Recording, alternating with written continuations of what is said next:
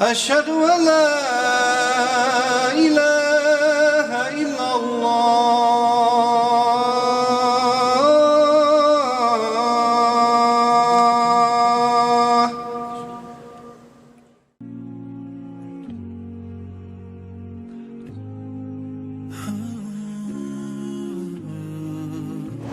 So my name's Ibrahim Damby, formerly Edward Charles Damby.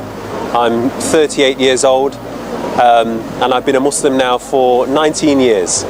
I embraced Islam in 1995 while studying at university, and since that time I've been trying to learn more about Islam and practice Islam as best as I can do. So my first experience with Muslims or Islam was actually when I was quite a young age. I was probably around 13 or 14, and a new boy had come to school. His name was Suhail, and he was the first Muslim really that I had met. And he came into my class, and I was intrigued about his lifestyle, the way that he conducted himself, and the way that he showed a dedication to learning the holy book of Islam known as the Quran. In fact, it used to fascinate me how every evening after school he would go to the mosque and he would dedicate 2 hours, minimum of 2 hours of his time learning how to recite and how to memorize the Quran. So this for me was quite profound, in the sense that somebody so young yet so dedicated to his religion.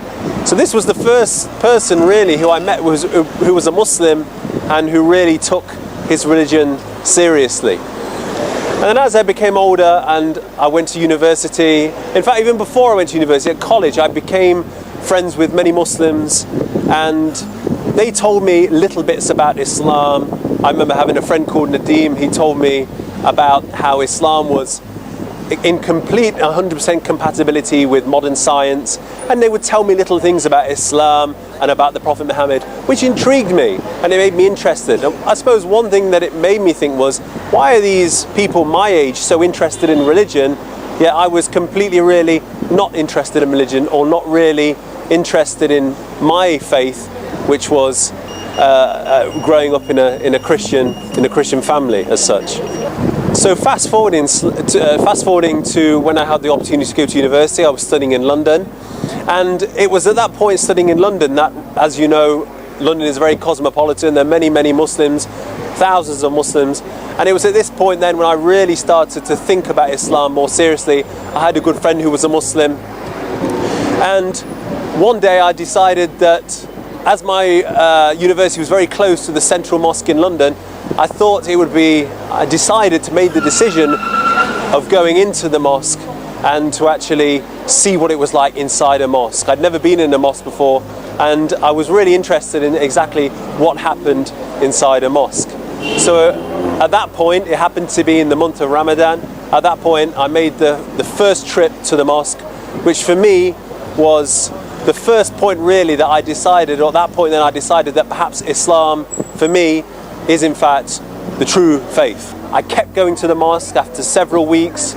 I've got lots of literature, lots of information, and it really started to have an impact on me, and I started to think about Islam in a different light. And I really started to think, well, perhaps what I'm actually being told here, maybe there is some truth in it. And upon reading the Quran, obviously in the English language, and reading many of the books around Islam, I then eventually came to the conclusion that Islam for me was the truth.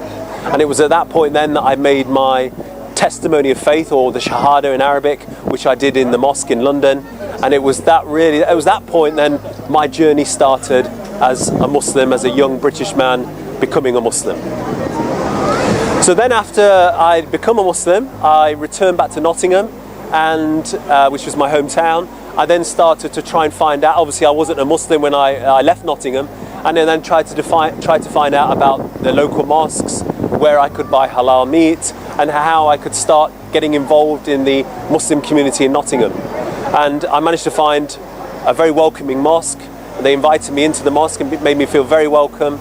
And it was at that point then I started to practice Islam more, learn about Islam, and as they say, as the story unfolds from this point onwards. So now I'm 38 years old, I'm a school teacher, I have a family, I have 5 children, And when I look back at how I became a Muslim, it still surprises me to this day how I made that decision. However, one thing I can say is that I hold no regrets at all about becoming a Muslim. I feel spiritually content. I realise what my purpose in life is. Yes, I have my ups and my downs, as everybody in life does.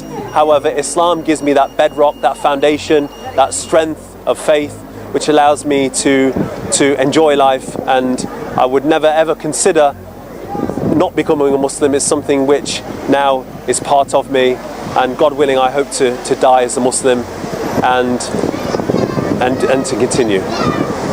So one of the important things that I'm really interested, a passion of mine, is trying to remove the misconceptions about Islam and about Muslims. One thing that's happened in my time anyway is that Islam has because of the media and because of all the negative attention, has received a bad image.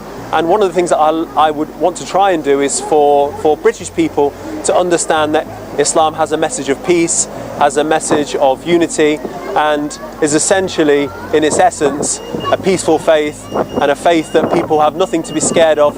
In fact, something that can bring something to their lives and actually contribute to British society. So one of my passions is to talk about Islam and to educate people about Islam, and that is the true message of Islam.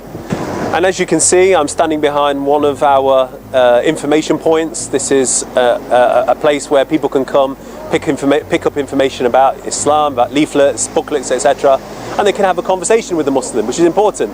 Many people think they know about Islam, but in fact they really don't know about Islam. And it's only through talking to Muslims and having that dialogue can they really understand what the message of Islam is, through speaking to Muslims. And I would recommend anybody that wants to find out about Islam or has an opinion about Islam, speak to a Muslim. So one of the things that's changed in Nottingham since I became a Muslim anyway is there are lots more native English British people becoming Muslim, and it's important, I suppose, one of my roles is to help them, like I did when I first became Muslim, help them with giving them guidance and advice and how they can actually practice their faith. Maybe they have family members who aren't Muslims, how to approach that situation. And this is one of the things that I try and do and help Nottingham Islam Information Point in doing this important job. So my parents, as many British parents would admit, they knew very little about Islam. They had heard only about Islam through the media, through the television, so their understanding of Islam was very limited, as mine was.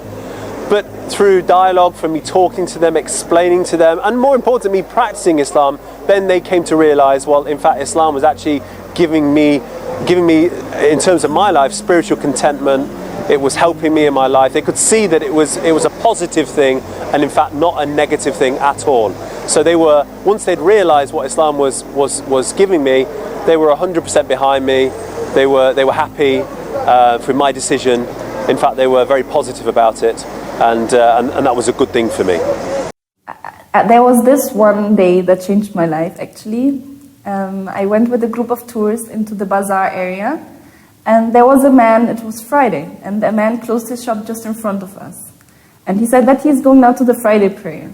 And I was telling him that I have a group of people with me who wants to spend all their money because they're traveling tomorrow, and how stupid he would be now to close his shop and not to take this money and just... I know that his prices are too high and he will make a hell of money. So how come you just close your shop now? He told me, no, I'm a Muslim. It's my duty to pray on Friday. And it made me really think, because when it comes to money, we are all weak. And when it comes to important things in life, I think we all have our family, the first important, and then almost after that, it's money.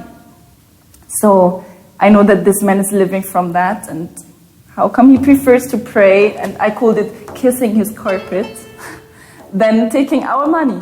And that I was thinking a lot about that. My topic tonight is about Jesus, peace be upon him.